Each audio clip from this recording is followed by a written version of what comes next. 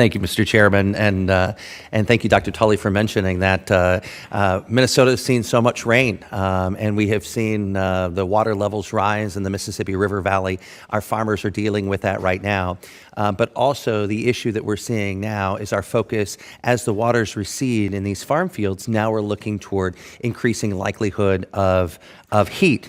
So effective measures against extreme weather events like this are vital to ensure that our producers can navigate the fluctuations that we're seeing in our weather. Financial tools like reference prices and crop insurance are integral to helping farmers keep food on the table and grow the energy that we need for uncertainty in economic times. These safeguards must remain robust and crafted in a way that benefits all producers fairly. The Farm Bill right now is a critical risk management tool for the heartland. And that is why it is imperative to ensure that the final text has broad bipartisan support and is financially sound. I will work toward that end because it not only helps our family farmers endure the hard times today, but it keeps them sustainable for generations to come. And so I want to turn to Dr. Rainey first. As the only meteorologist in this committee or in Congress, we see these extreme weather events happening more frequently. When we look at this, the rate and frequency of these events makes the past no longer the prologue when determining the future risks to producers. These impacts affect productivity globally, contributing to an already volatile commodity market. What enhancements to existing risk management tools in the Farm Bill do you believe will prepare farming communities to survive future challenges?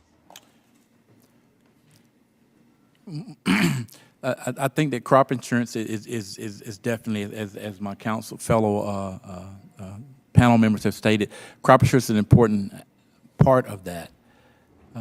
To understand those that aren't currently being served by federal crop insurance, I think it's important to look for ways to try to expand that, whether that's through technical assistance to help the broader farmers and ranchers understand that risk mitigating factor. Because if they don't have crop insurance, and if they're outside of the safety net, then they're financing their risk on their balance sheets. And that's a place that we really need more of our businesses to truly understand that. So I think crop insurance and adjustments to expanding that, looking at possibly subsidy levels, looking at ways of possible technical assistance to enhance understanding and use of it, either from RMA or through education through the land grant systems. I think those are some avenues that would pay dividends, because I think the more that we can move from ad hoc disaster assistance, the better off the farmers are, the better off the system is, because what we've all talked about is the risk. And what the Farm Bill does is take some of that uncertainty of the risk out, and it gives programs and avenues for farmers to strategically engage.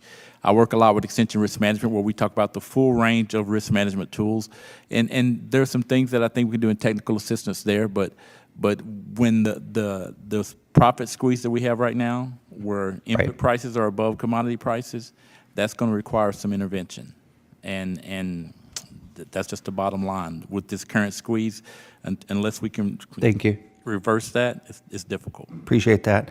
I did want to talk briefly. The Inflation Reduction Act provides tax credits to promote the production of clean energy. And in my district and the surrounding areas in northern Illinois, sustainable aviation fuel is needed now more than ever. However, how can we let it happen? Brazilian ethanol and used cooking oil from China is coming into our country, and it is allowed to use these tax credits.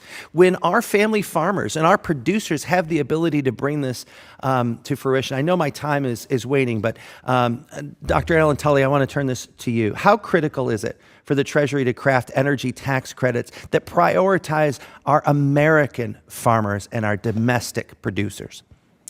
The sustainable aviation fuel space is one of the most exciting things that we have coming as a corn farmer. And right now, how the Treasury has their guidance written, it would exclude us. And so it's almost insulting to believe that we would bring in sugarcane ethanol into the U.S. in place of homegrown ethanol grown here.